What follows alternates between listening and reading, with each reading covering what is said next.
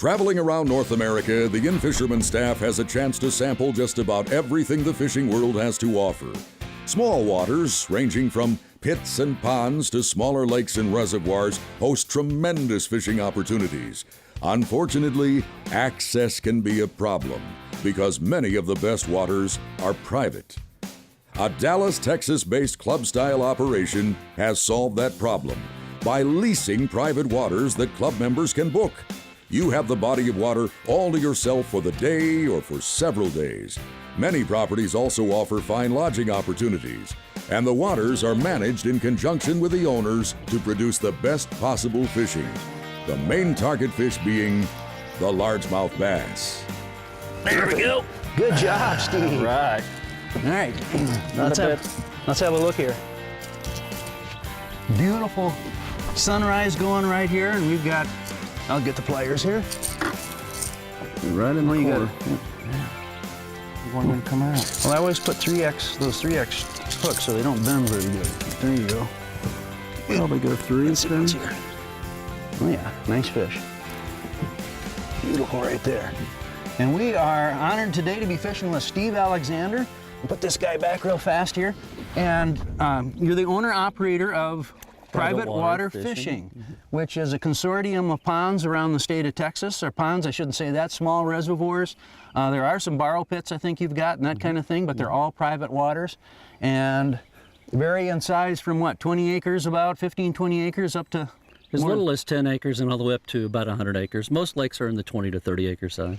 So we're on a beautiful little timbered lake or reservoir today. We're going to fish through here and we're going to talk about the option to fish these private ponds. And I've done this off and on for the last 10 years. I don't get to do it a lot, but some of the ponds that I fished have been, or I shouldn't keep saying ponds, I should say some of the small reservoirs that I fished have been very, very, a lot of fun. And the big thing is that you've got them all to yourself. So we're started. Did he get you in the finger there? He did.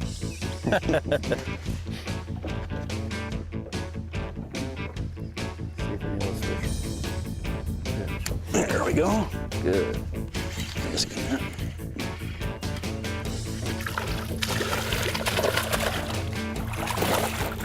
Beautiful fish. And again, the two lures that we've been using, we've got the coffin build DT flat, and it comes in a 3-footer, which is what I'm throwing right here. And it also is a 7-footer. And then Steve has been throwing the cranking wrap, which is a lipless crankbait, one of the new lipless crankbaits. So that's a pretty good combination for fishing a new lake, something that you haven't been on before. Good search baits, and these coffin bills work great through timber. Bounce right off the stuff. You can keep right on working. Ah, fish! There he is. Wow. Easy. Oh, there he is. Good job. Look at that baby. Incredible fish. Wow. Similar size to that other one too. And that's on the square bill crankbait. You know, the thing that I like, one of the things that I like about coming to these ponds is that a lot of the times you can prove you know, fishing techniques and patterns so much more quickly here, but it's the same patterns play, you know, because we're here in the early March. This is prime crankbait time. You know, if I was on Lake Fork, we'd be doing the exact same thing. And it's easier just to go and pick through the patterns on these small waters like that. Down you go.